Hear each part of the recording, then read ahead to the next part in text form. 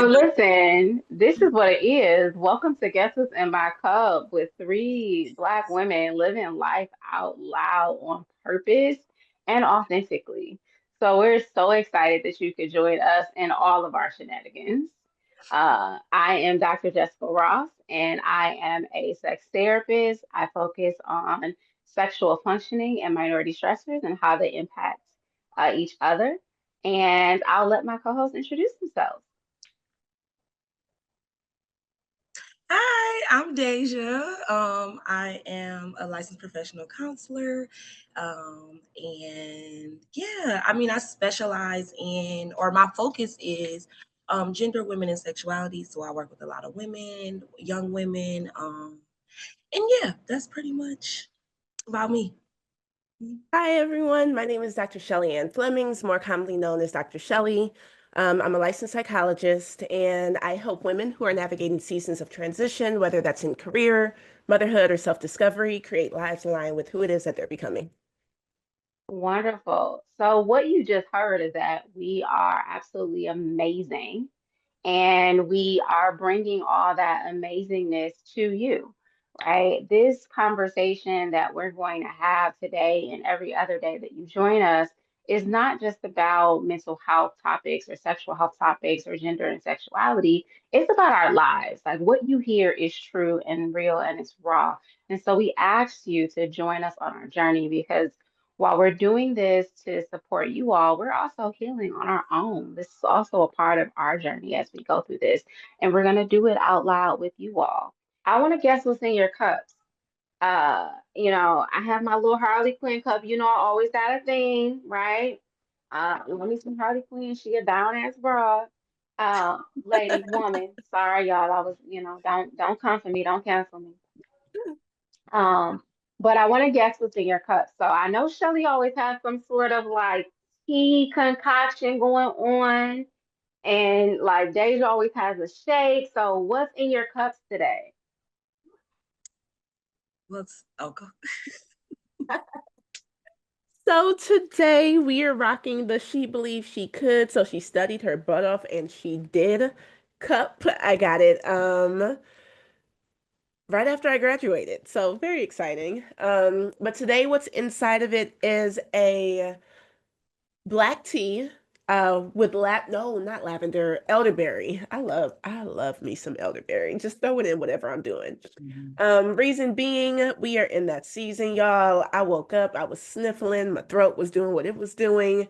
And so I'm just trying to fight back right now. It felt soothing. I knew we were talking about grief, and so I wanted something that felt cozy, and it did. Mhm. Okay, dun dun dun. Today, I have water in my cup. Yeah, I chose water because my life's been chaotic. I'm moving, and I didn't have time to get anything else. Everything's packed up, so I still wanted to show up for myself. So water it was. Kept it simple. Okay. H2O. I Mhm. love it. Okay, so we got water, we got a little elderberry mixed concoction tea going on. And y'all know me, I got my good apple cider. It is fall. Okay. Very I nice. like me a little apple cider, a little nice warm. Um, little Blake's. I like me a Blake's. That's And my candle for the day. Apple cider. okay, Mm. I see that there's a theme. It's fall, right? So I have me some apple cider today. That's what's in my cup, and we're excited to figure out what's in your cup. So make sure as we're talking, as you're watching this, that you're letting us know like what's in your cups, what's going on with you, what are you drinking. Hopefully, you're sipping on something nice while you're listening to us, and we're excited. So let's talk. Today's conversation is going to be all about grief and loss. Um, what do you ladies think? Grief and loss is such a heavy topic, and I know people often get grief confused with this idea that it is a momentary thing. What do you all think your definition of grief and loss is?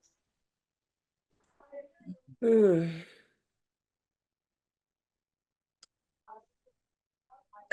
Ooh, that's a good question. Right? Because it encompasses so much, right? Hmm. So I'll read while y'all thinking. I'll read the definition of grief, right, as according to what Oxford's dictionary. Okay, it says it's a noun. It means deep sorrow, especially that is caused by someone's death. Informally, it means trouble or annoyance. Mm, So okay. we'll stick with deep sorrow, especially that is caused by someone's death. hmm So I kind of thought of it as like an action, something you do, like you grieve, like so it's a feeling as well, but because grief can look like so many things, it's not just like sadness. It's anger, it's frustration. Sometimes it's even binge drinking. Like it's so many things that is like incorporated inside of grief. So I would say it's a state kind of like that's kind of like how I think of it. Like when you're going through something. So, I like that idea of like it being a state, because what was coming up for me is this like expression of loss. And so like it kind of Hmm. fits into in turn with that, okay, it's something that I'm experiencing um oftentimes in my body, right? Like as a whole, Hmm. how it comes out in so many different ways, like you were saying, Deja, like the actions, the inactions, and all of these different Hmm. may come up, the feelings. I think of grief is like this forever experience that is really this space of like we don't when I hear people say it's like, oh, you're grieving or oh, you're in grief, as opposed to this idea that like grief is a forever experience. We will always grieve what we have lost. It Hmm. may become better over time, but it's this idea that you have loved something and you no longer are able to love it in the same way, right? Mm. That you've loved it before. And so I think of grief as sort of a forever experience.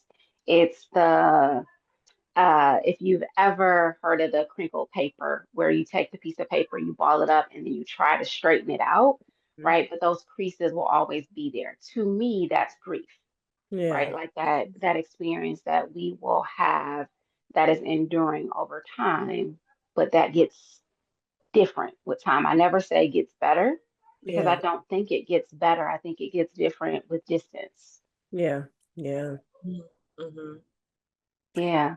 When we were thinking about this topic, or like we kind of talked about this idea of grief and loss and like bringing this onto or into the conversation, one of the things that had kind of come up for me was just the awareness of what my relationship with grief has been up to this point. Like I Mhm. haven't lost um my like immediate yet. And I think that plays such an interesting role in like where I'm at right now in my 30s. And it's feeling more anticipatory as opposed to like Mhm. something that has felt more experienced in the past. Like I think I have one big one that hit for me. And even that big, um, the relationship was a little different than what I know is kind of like on the horizon. Mhm. And Mhm.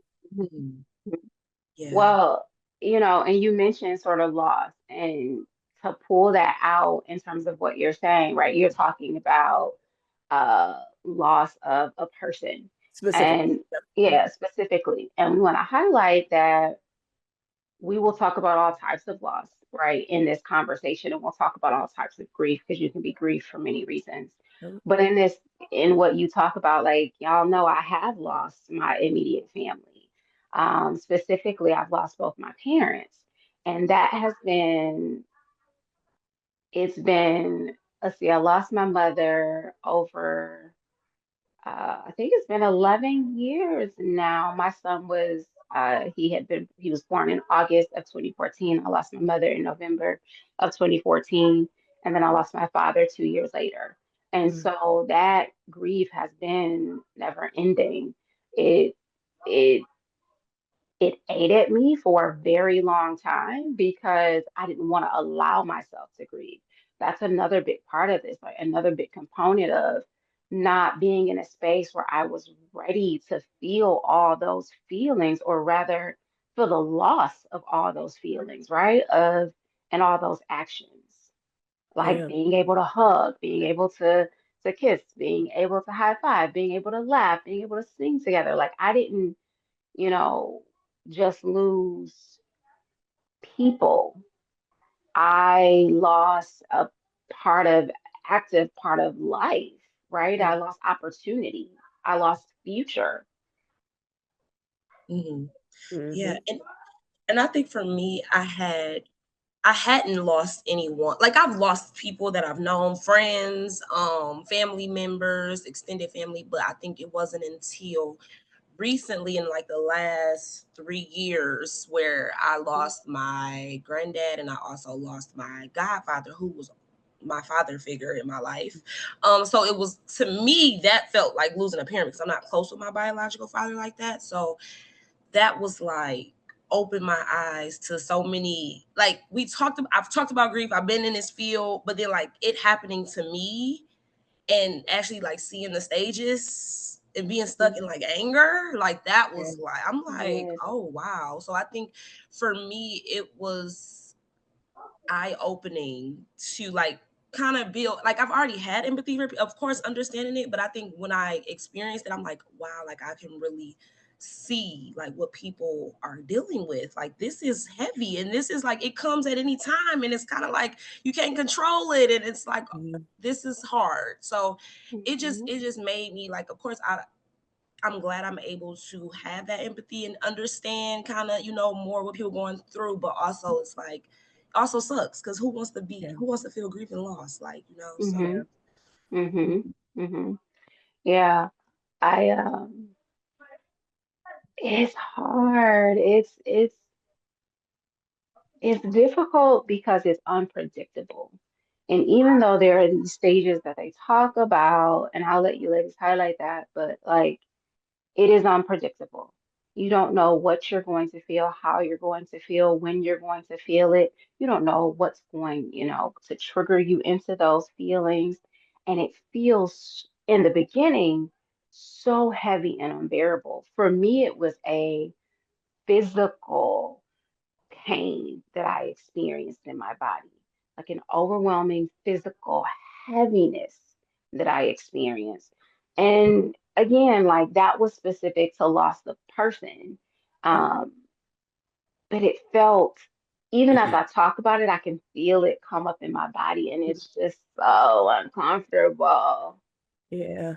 I can feel that heavy, like even like in this moment, right? Like there's the pressure that's sitting on my chest right now. I can feel something that's kind of like, I don't know, in my stomach. Like that tends to be an area where I Mhm. hold a lot of things. And I'm kind of reflecting back on like the one significant one um that I did have. And again, it's not to say that I haven't experienced other like loss of people, but this one rocked my world in the sense that it caused me to question a lot of things that I had like come to believe or come to like know or whatever within myself when it came to religion, actually. And a lot of Mhm. questions came up for me in that. And so I think about that idea you were saying when you're like forever changed, it has such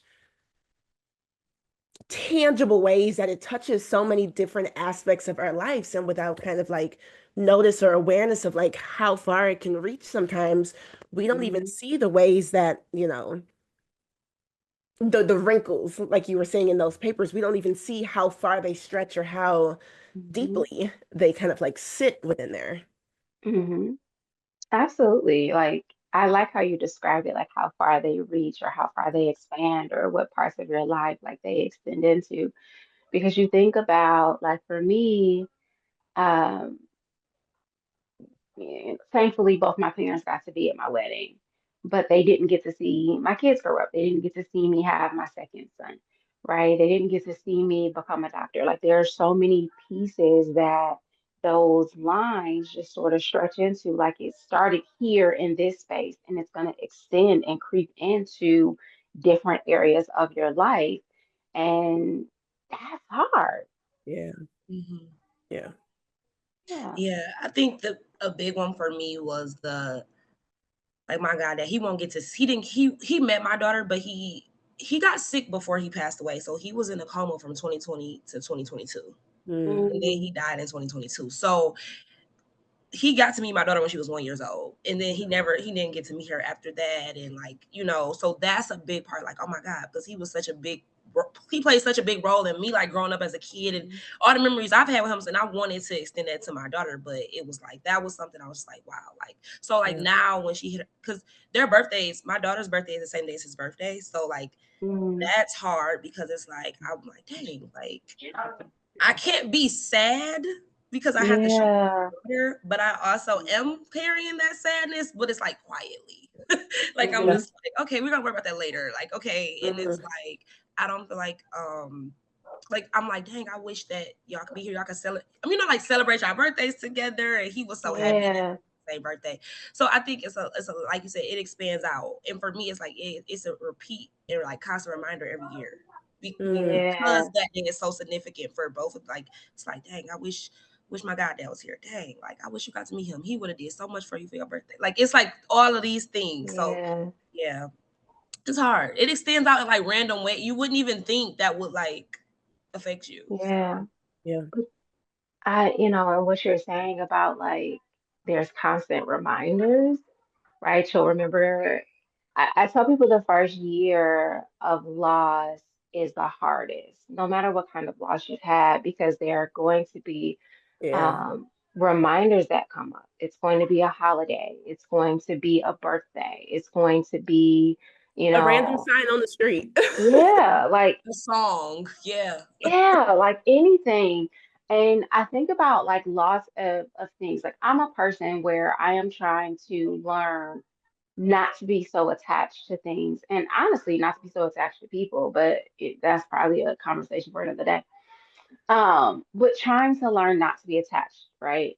But there's this space still where loss of a house, right? Like loss of job. I think about all the people going through the struggle with the government shutdown, and they are facing tremendous loss in their lives, financial instability, right? Like we know most Americans are living paycheck to paycheck. And so that sort of loss of stability of what they deemed as stability and how hard that is and how unnerving that is in that space of like, okay, and we talk about the reminders. Well, it's on the news every day. Like I can't avoid hearing about it. Everybody's talking about it. Everybody's stressed about it. And so like it's showing up in my everyday space and I can't do anything about it. Yeah. It's tough. Yeah. It's tough. I think, one of a couple of the points, right, that y'all have made so far is like, okay, grief is a process. Grief is this space that is sort of never ending. It is wired into all the different parts of our lives and it's unexpected, right? And people think, well, if I have an unexpected loss, my grief is going to be worse than somebody who had a prepared loss. It's going to be worse than somebody who, and, and and just like trauma, like grief isn't a hierarchy, Yeah. right? Like there's all these little nuances and pieces to grief, but I think you all like are pulling out some really great points, and that the biggest thing we're saying is that it's unique. None of us have described an experience that was the same yet. Like each of us have described loss in a different way, and we've also talked about our experience in grief in a different way. You know what's so interesting about that too, because a lot of my work goes into like just intergenerational stuff. And so that's kind of what's popping up in my head right now. And this idea of like how intergenerationally and the differences and how grief shows up and what that looks like across family, across community. And right? Yeah, let me get some about what's in my cup. Oh dang. See, you say stuff and then it hits me and then something comes back. It triggered a thought. So I don't go to thinking about people lost. I don't go to services anymore. Okay. I will not like I will sit with you. I will come and visit you. I will send you cards and flowers. I'll talk to you. Like we can share in that experience, but I don't want to go to the service. But when you just said that about the intergenerational piece, I specifically remember sitting on the floor with my mom. She was sitting under the hair dryer. I don't know if y'all remember, like they had the home hair dryers, right? And you could sit under the hair dryer. And so she's sitting under the hair dryer. And we had found out that my cousin, her name was Pickles, her nickname was Pickles, and we had found out that she had passed, and we're talking about going to the service. I was a kid. I was in elementary school at the time, and it was an unexpected loss. And I remember her specifically being like, "Yep, nope, not going to that service." Talking to my dad, but she never went to a service. My Yeah. mom lost her firstborn child as uh, at a year old or so due to SIDS, sudden and death syndrome. And then she lost my twin brother. Uh, he was an infant as well, another sudden unexpected loss. And so, like, that forever changed her. And I didn't even think about the similarities or like until you just said that. I'm like, Mm. oh, like I am doing the thing that she did. Yeah. Mhm. Yeah. Yeah.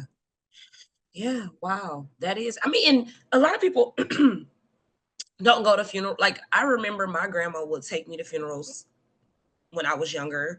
But now, like, my granny, she's like in her 80s. She don't go to funerals. She like, oh no, I'm not going.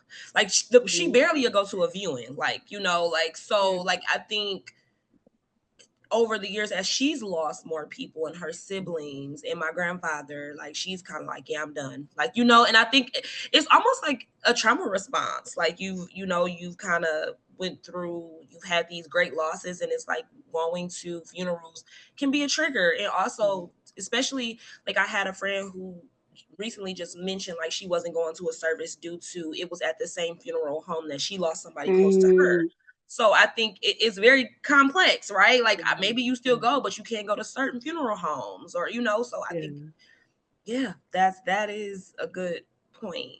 damn, y'all, I don't even like to go to the church that like the church that both my parents' services were held Yeah. at was the church me and my family, like my current immediate married family attended. Um, I don't even like to go there. Like And do you I think don't go there.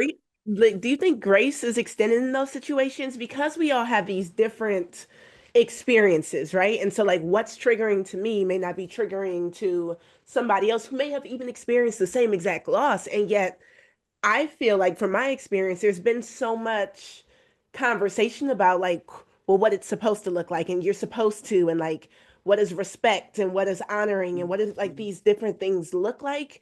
And that causes and creates so much tension, especially within the family systems when we're grieving the same person.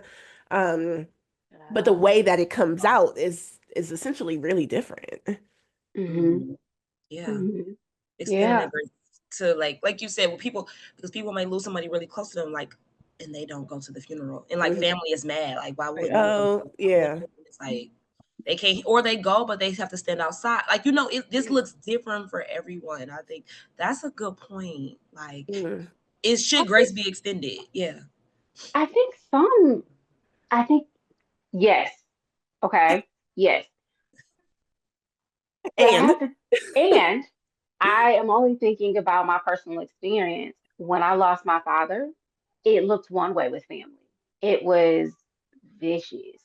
mm, I ended up not speaking to people, breaking relationships with people. Like there was no grace there. I was very pregnant and very sort of still in the days from having lost my mother, and there was no grace. Like I went to the services and everything, but it was like my ability to interact with people was different. My ability to like show emotion and patience, like it was just different. I was carrying life and I was losing life at the same time. And there was no grace.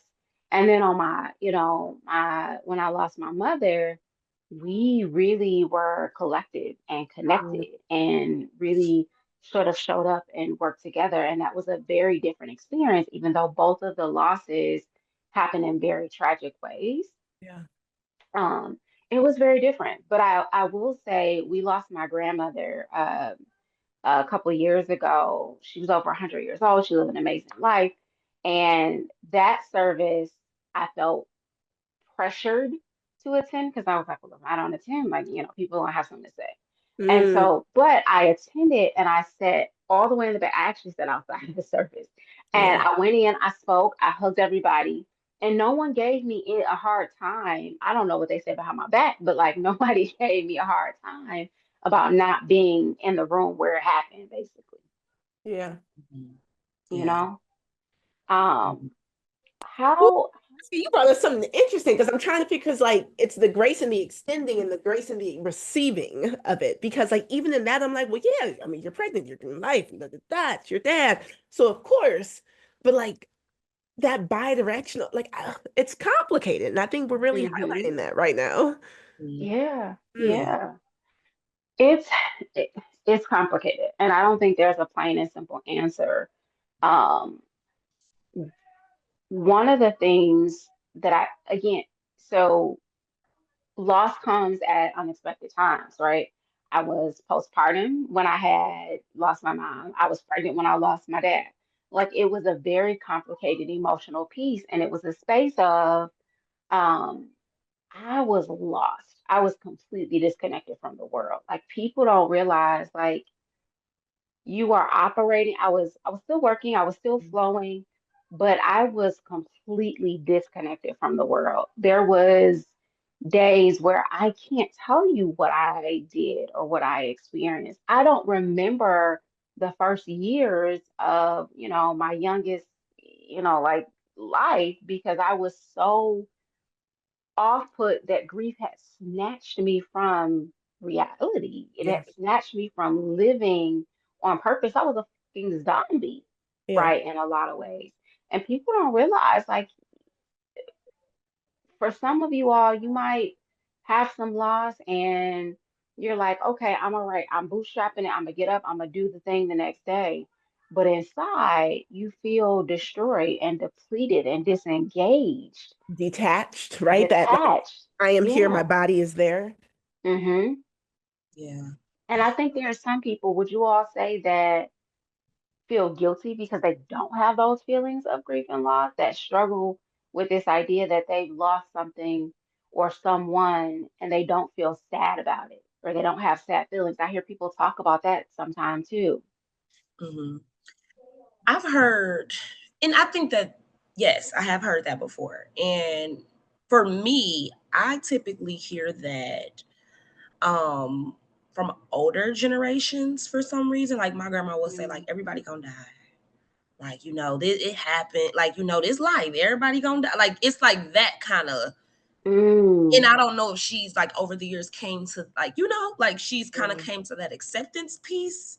Um, but sometimes that is hard to navigate when you're grieving sadness and you're grieving like, like, why Yeah. is this person gone? And then you hear someone else and they're like, well, everybody gonna die. It's gonna be okay. Just keep moving. Like Mm, it's like mm, you kind of feel invalidated, but yeah. also that's their way mm. of expressing their grief. So Yeah. like kind of when we go to talk about like intergenerational and like family structures that everybody's grieving, but everybody's grieving looks different. And how do Hmm. we all Mhm. support? I'm sorry, I'm going up. Like, how do we all support each So, other so when, interconnected. yeah, Yes. like Like when I'm everybody's with grieving is you. different. Yes. So, Mhm. Yes. Mhm. You brought up something that kind of like I told you guys, like I'm still kind of in that place of like, ooh, it's coming, it's coming.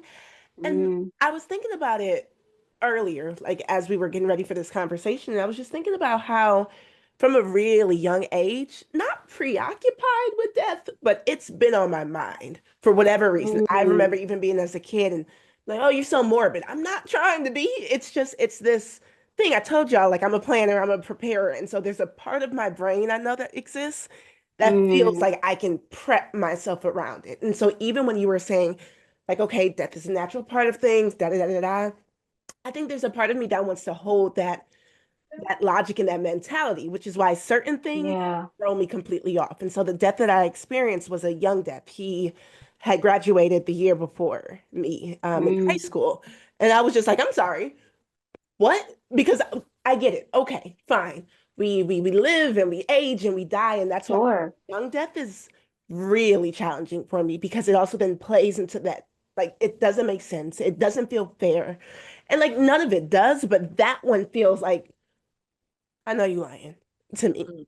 And Yeah. so I Yeah. think about how I then like process that and where I process that. And I am very much a to myself, right? Like I can be vulnerable, I can like let it all out, I can feel all the things that I want to feel by myself. And how that shows up with Mm, other people though, it's okay, well, what can I do? How can I like it turns it, I wouldn't say off, it just puts it inside of a closet that I yeah. then have to kind of go and deal with when I feel like I'm on my own. And that I don't think is probably the best approach to things either.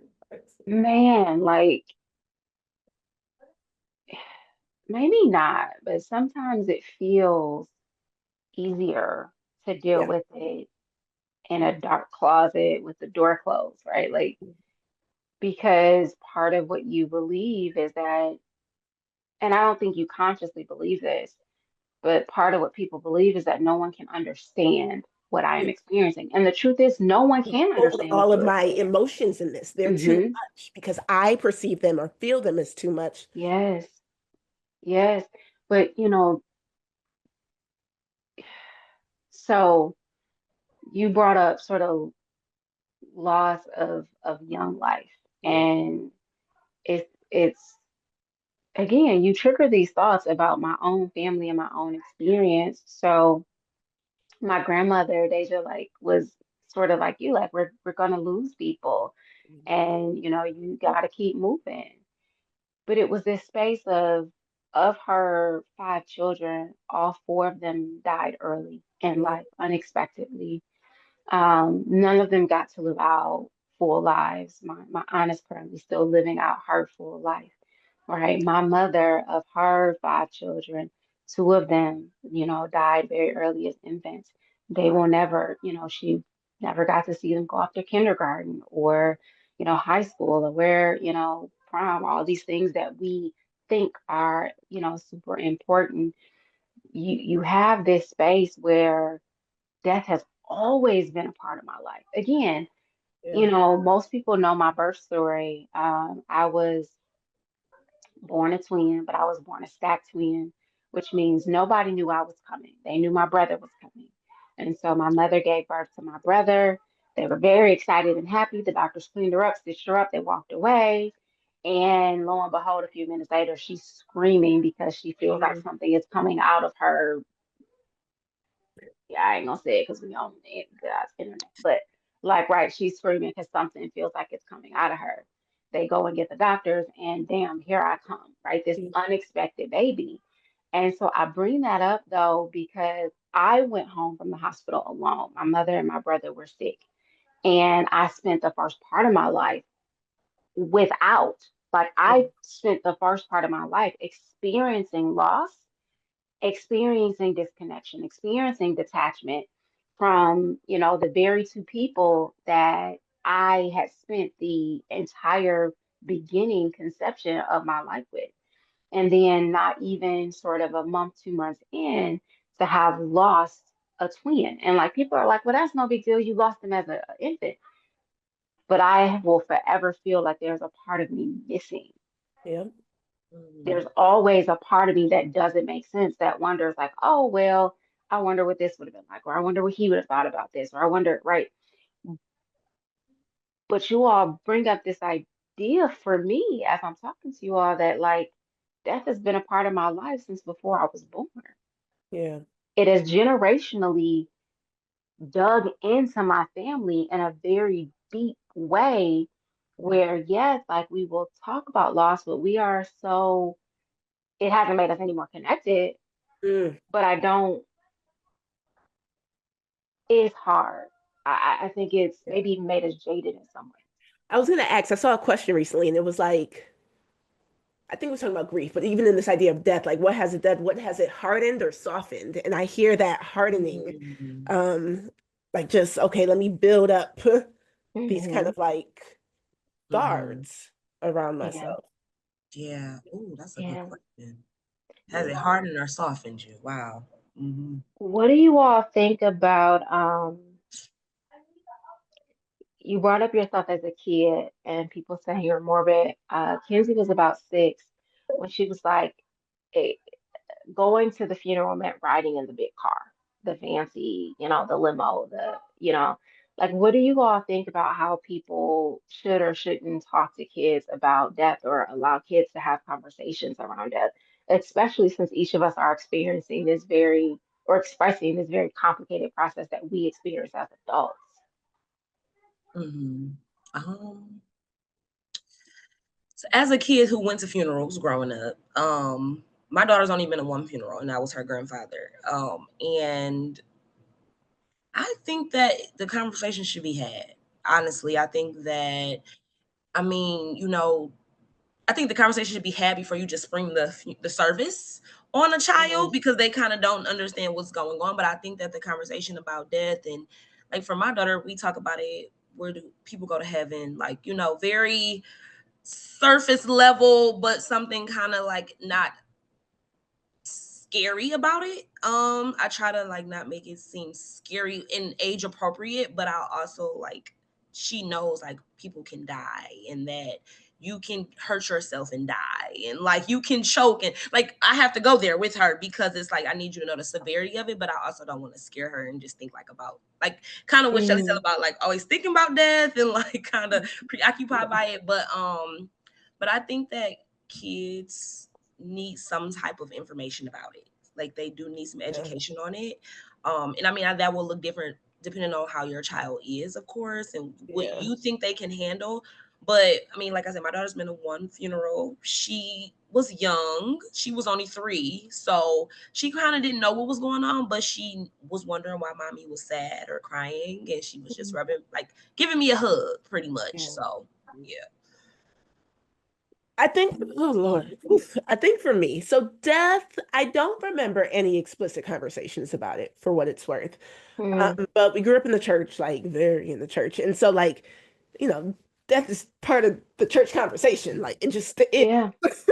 and so in that way, I remember feeling fearful, specifically for like my mom and my brother. Like those two specifically when I was younger, I'm like, I promise y'all, I would jump in front of it because less about Mm, like whatever, but I did not want to live in a world where they were not. Like that felt mm, overwhelming for me. It felt scary for me.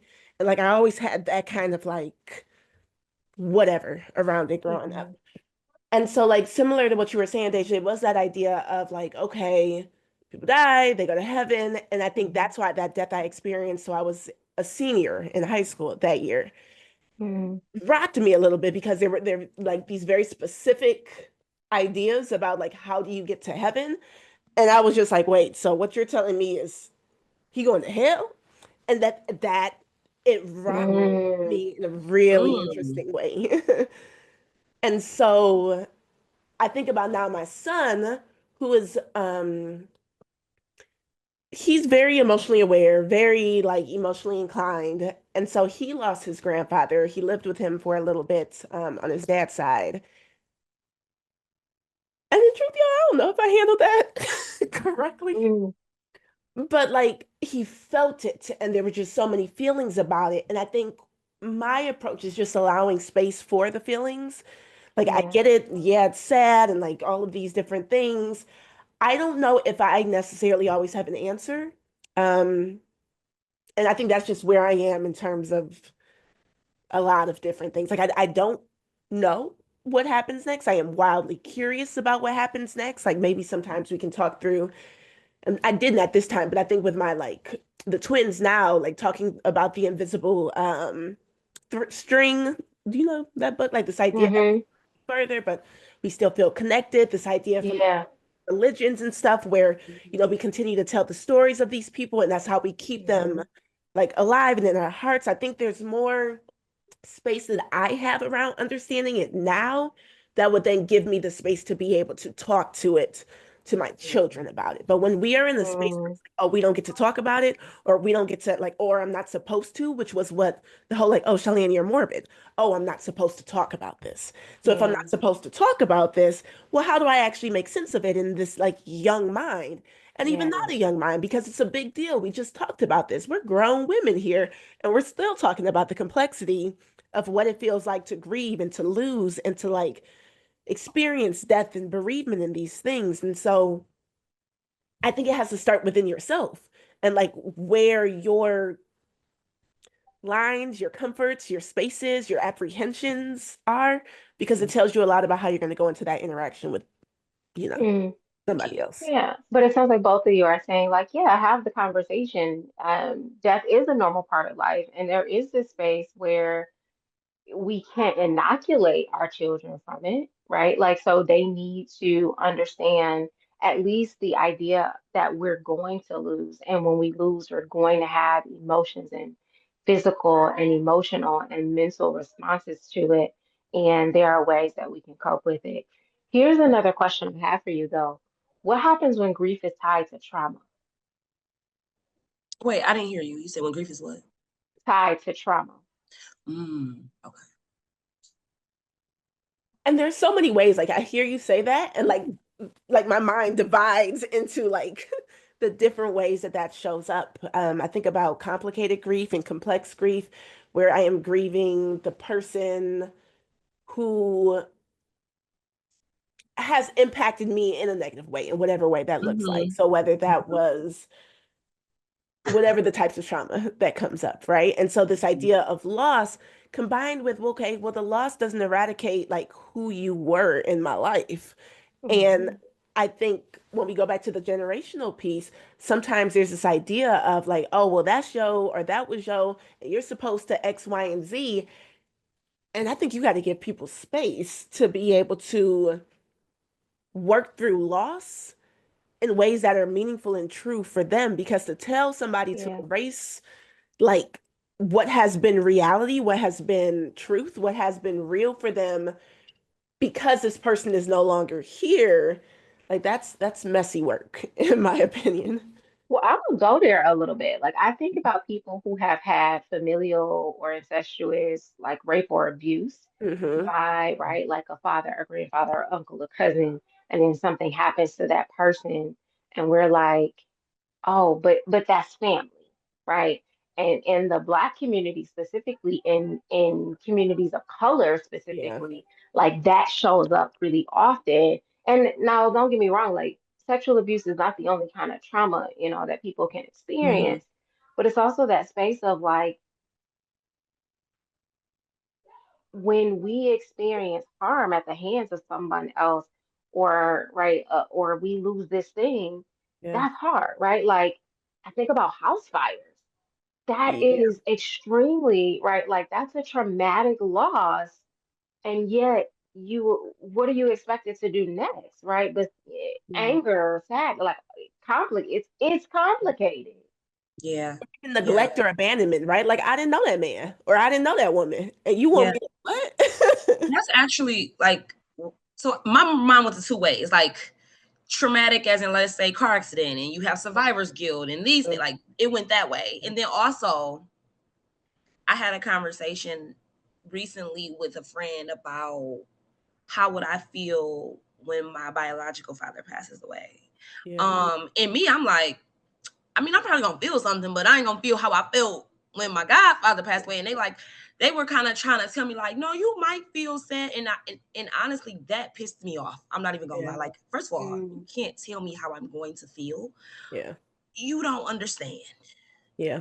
What yeah. I have, this man has caused me to feel and have to deal with in my adult life, in my relationships, and as a parent. So Yeah. to tell me like, no, you probably gonna be sad because that's your blood. Mm-mm, mm-mm.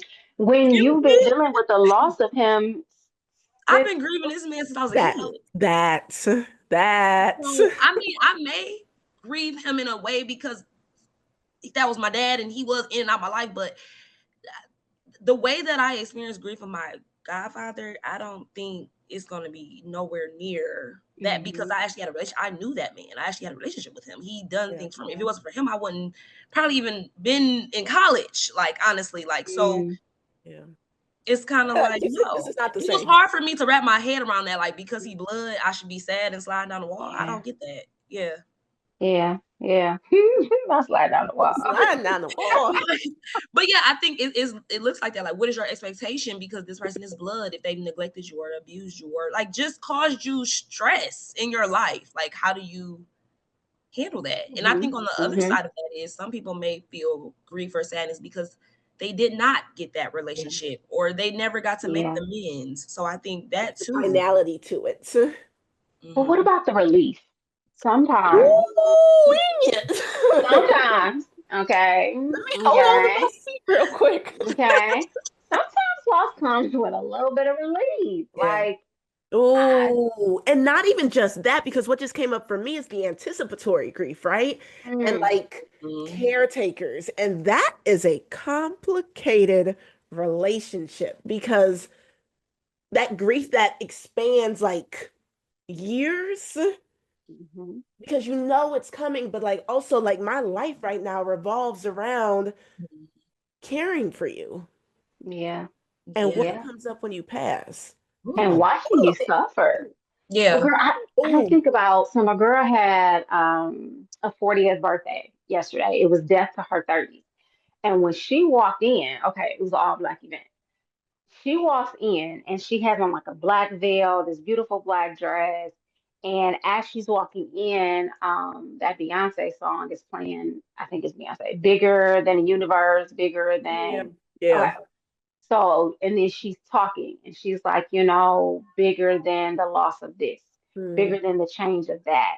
And she was, and then she talked about like bigger than her marriage and the relief that her divorce brought. Like it was just death to all of those. It was interesting the way she framed it. And yeah. it was this idea of like, yep, for you all, you saw my divorce as a loss. I saw it as a win. I saw it Mm, as relief. I'm not grieving the, she was like, I might feel grief about the loss of the concept of family, the thing I believed I was supposed to have. yeah. And yet there's so much relief tied to who I can be now and the freedom that I'm experiencing now and the peace. Mhm. Yeah. Yeah. Like even that kind of makes me think about, like you said, like relationships, people like wives or even husbands, like losing abusive partners, Yeah. or maybe a partner that was abusing the children, Yeah. and then they pass. It's like, am I supposed to be sad, or am I happy? We're free, like kind of type of thing. Like, Mm, or maybe I feel both. Maybe I'm sad that they passed yeah. away, but also I'm not living in fear anymore. Yeah. And you can feel both. Like you That. get to have both. Like Like you regardless said, of you what can't, anybody else is saying around you, yes. you Like really, can't nobody tell you what you need to experience, how you need to experience it, when you need to experience it, how long you get to experience. There is no timeline. yeah. Like grief gets to be one of the things in life that are so uniquely like personal and Hmm. specific to you and specific to person because grieving this person and grieving that person or grieving Yes, your 20s and grieving your 30s, these things might look different. And if yes, that gets to be okay, I think we give a little more space because sometimes we're so crunched up because it doesn't look how we think or how others have told us that it's supposed to look. yeah, yeah, yeah. So what does, y'all are professionals and y'all are people and y'all have experienced grief, y'all have experienced multiple types of loss. So in this season of life, what does healing look like? Mm. Deja took another sip on that one. She said, Dad, he said, You know, Um, go ahead. You want to go? Oh, I'm sorry. I was still thinking. I was I thinking. can go. I think for me, at least right now in this very moment, ask me tomorrow, I could feel different. In this moment, healing looks like wholeness. I think so much of what's coming up for me right now feels like fragmented, right? Like these pieces of me, these pieces that are put away. Like it's very disjointed in that way. And what healing looks like is wholeness. So wholeness within myself, wholeness to see myself as whole, to experience myself as whole, which means I get the whole gamut of experiences, emotions, like all of the things.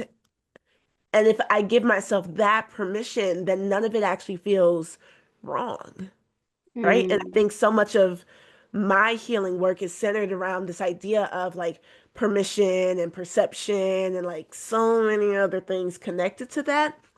And so when I think about what, ooh, something gross just came up in my head. Not gross like gross, but like it made me feel uncomfortable. Mm, The things that I've kind of been avoiding grieving because of how it would look, right? mm, Things that I'm not willing to touch just yet because of all the reasons, but so much of it then being, well, what would this look like to lose in this way? What would it feel like to mm, have loss in this way? And to be okay Mm. with the fact that, Jessica, you hit it from the beginning, like this is a natural part of life. And so what does it look like to embrace the places where I'm supposed to be losing, but I'm actually actively mhm. not? Like I'm holding on when I need to Yeah. let it go. Yeah, because you talked about like being in your 30s and lost faith. Like, yeah, what you see in your 30s are people are hitting that ladder, they're getting married, they're having kids, but then you're also losing the older members of your family. Yep, yep, Like that is, yeah. yeah. What about for you, Deja? What is healing? I feel like what healing has been for me is just accepting what comes with it, and whatever that is. So if I feel sad one day, like I think at a point I used to hide it. Like it was like I don't want nobody to know I'm crying. I don't want anybody to know I'm thinking about this person. Like, but now it's like I freely talk about it. I don't feel uncomfortable. If I want to cry, I'm gonna cry. If I'm in the car and I'm listening to something, I start crying, I'm just gonna cry it out and then wipe my tears and keep going. Like and Yeah, pull up to the spot. Like that's what's gonna yeah, happen. If I feel angry or if I'm frustrated about something, like I express that. Like I'm irritated. Like I wish, like when I was moving, yeah, I've been sharing with y'all I was moving and I was venting to my best friend, like, I wish I had a dad here mm, to help me. Like, what is going on? I don't have anybody to yeah, help. Like, I don't have a crew of people. Like, I don't have men in Hmm. my family I can call. Like, um, and I was just venting to that. And it's like I don't feel bad for feeling like that. Like yeah, I'm unapologetically like this is what's going on. And I don't know if that's right or wrong, but I'm just expressing it because I feel like holding it in doesn't help. And not sometimes Hmm. I even nobody. say, and sometimes I even say, like, I wish I had a dad to teach me this. Like, and not in like a oh hope like weary type of way. It's just like I just say it. Like that's how I feel like this would Yeah. be helpful if I had a dad.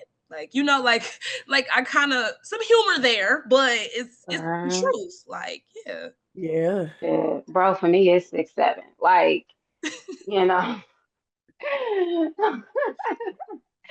I mean, both of y'all have said, like, I don't know if it's right or wrong. And I know people are out there and they're probably thinking the same thing. I'm doing this right, I'm doing this wrong, but there is no right or wrong way. Like, let me emphasize that. It just is. And, like, yeah, I will say there's a harmful way that you can do things that will hurt you or other people. But in Mhm. general, there's no right or wrong way to do it. Um, Healing for me looks like transparency and Mm, a lot of what both of you are talking about, honesty. I think so much of my hurt from loss came in because there was a lot of secrecy and there was a yeah. lot of shame. And so holding that created just sort of these barriers between me and the rest of the world. And so healing for me looks like being honest and talking about what I'm experiencing and what I'm going through and being able to not just vent that, but sit in it. Like people are, and I know people are gonna be like, girl, what the hell does sit in it mean? All you therapists always come out sitting in it. Yeah, But do it what you means, want to say. yeah, like, but it's that space of like, okay, I can own this, I can hold this, I can allow this to move through my body and allow it to expel itself naturally as opposed to forcefully, right? Yeah. So that for me becomes really important. Um, so then a couple of things, right? I have, based on what you all are saying, like let's normalize crying and not crying. Let's normalize like needing space or needing people and also sitting alone in the dark closet as long as you get out the closet eventually. Hmm. It's okay to laugh while grieving. So many people are like, I can't have positive feelings because this hard or this sad thing is going on. And that's not true. Both things can exist at the same time. And we can grieve things that other people may not consider hard or a loss, that other people may consider small. Like, no one gets to dictate how you experience that. And the other part is that it's inevitable. It's a natural part of how our brains are made up. We don't decide we're grieving over something. It naturally comes up as a part of our Yeah. brain, understanding that we lost something. And then we will carry grief long after the world moves on. That this isn't something that is in the moment or temporary. It's something that moves beyond a funeral. It moves beyond an insurance payout. It moves beyond moving into the new house. That it's something that is, uh, as Shelley put it, those lines, those veins, those roots that sort of dig into other areas that are unexpected. So, what are some um, coping strategies and ways to hold space that you would like? I hate strategy. Let me say it this way. What are some like wellness practices or opportunities that you all would offer people?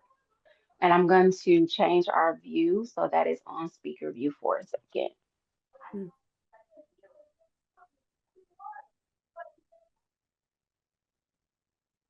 Two things pop up. Oh, wait, have you done it?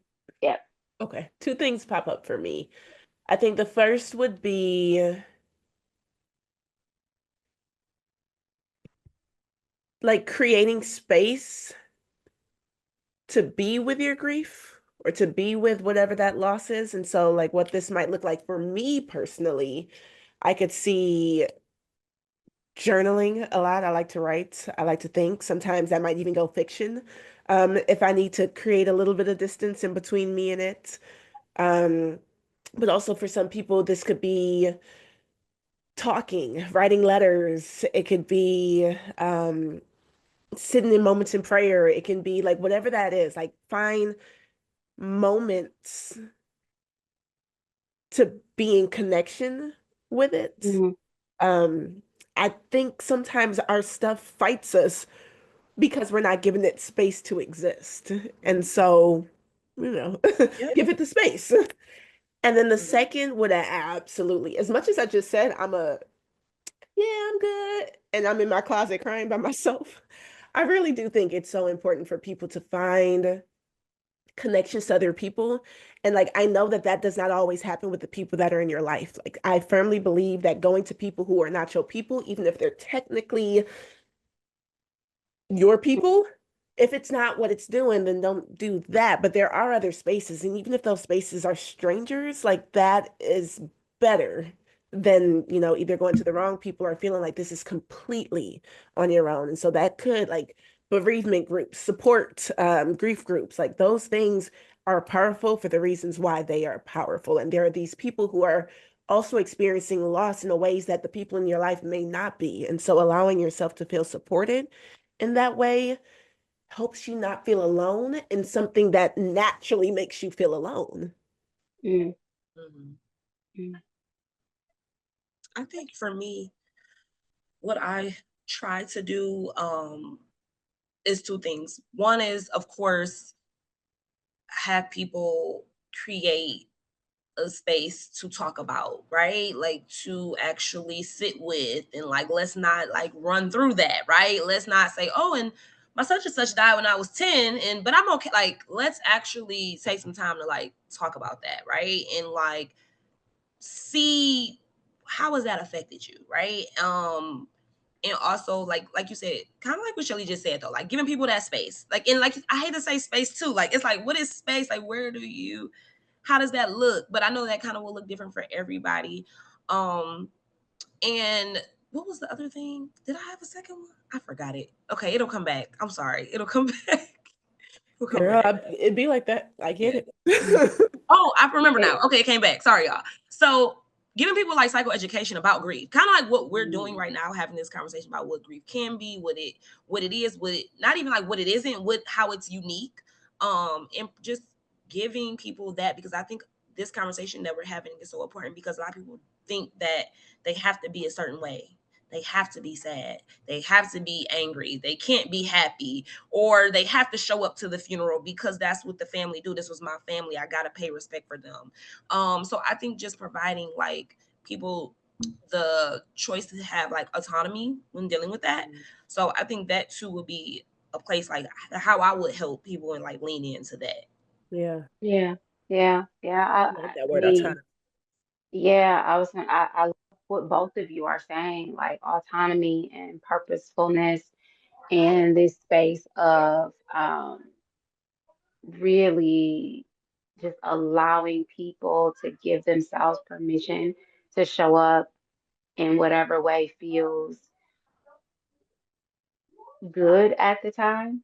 I think I would add legacy work can be really helpful. And what I mean by that is this space of really exploring the impact that whatever it is that you've lost has had on your life and being able to understand the trajectory of what that impact will hold future forward.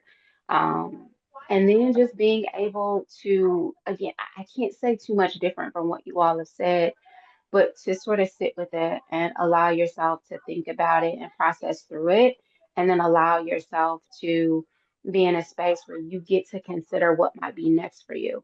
I think so often we get stuck in the loss and we don't consider that something comes after the loss. And I'm a full believer of the and, right? I built a whole brand around and. And so, like, it's the space of, yes, I have loss. Yes, here's the history I have with that loss, and I get to consider what's next. I also have a future that is still present and prominent and available to me. And sometimes when we experience loss, we lose that future forward think. And so sometimes healing and is about getting that back Yeah. and living in that space. Um, so ladies, sounds like we had a lot in our cups today. Um, and we had the opportunity to really just talk about grief. I'm wondering what your last word on grief might be. Oh shoot, that's the camera. Hold on, I'm gonna do the speaker view again. So, what is your last word on grief? Mhm. I think my last words is a point that we mentioned, but we didn't really like go into depth about, and I just kind of want to mention it briefly about.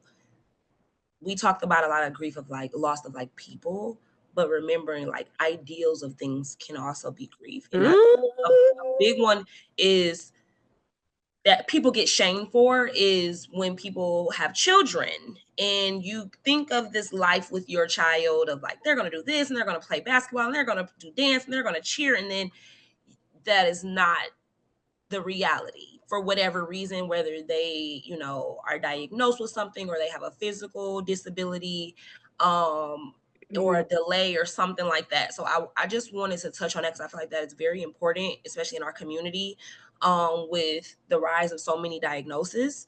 And I just think that that's important. So that is a space where you could grieve too. The idea of you thought you may have had this one type of relationship with your child, or you can do these things, and that's not your reality. So I just wanted to put that. I know we didn't touch on that, and I know that I didn't want to open that up into a whole nother topic, but I think you have permission to grieve that as well. Don't feel mm, bad. Don't feel guilty, um, because it is a loss. In a way, it is a loss. So Yeah, yeah, mm. that's a powerful point. Yeah, it is. It could be its own conversation. Mm-hmm. I think for me, one thing I would leave everyone off is, especially as we're kind of like in this holiday season now,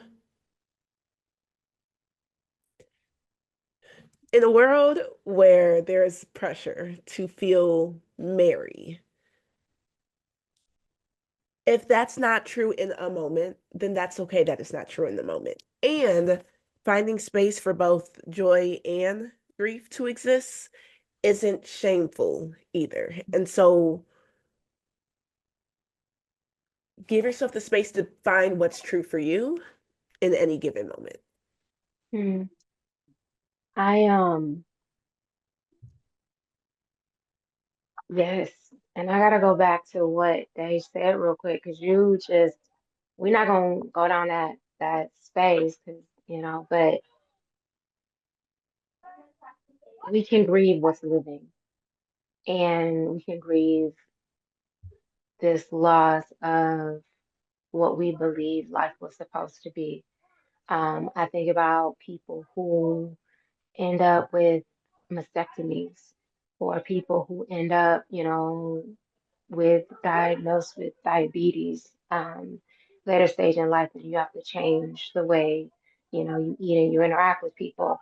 I think about, I have a kid diagnosed with ADHD. I think about people who have kids diagnosed with, autism or opposition, like just these different diagnoses, or who are searching and seeking them out and trying to figure out, like, why is my kid not normal? And I think we have to grieve this idea of what we believe normal was supposed to be, because normal is going to be whatever you make it. I actually hate the word normal. Even with my clients, I use the word natural.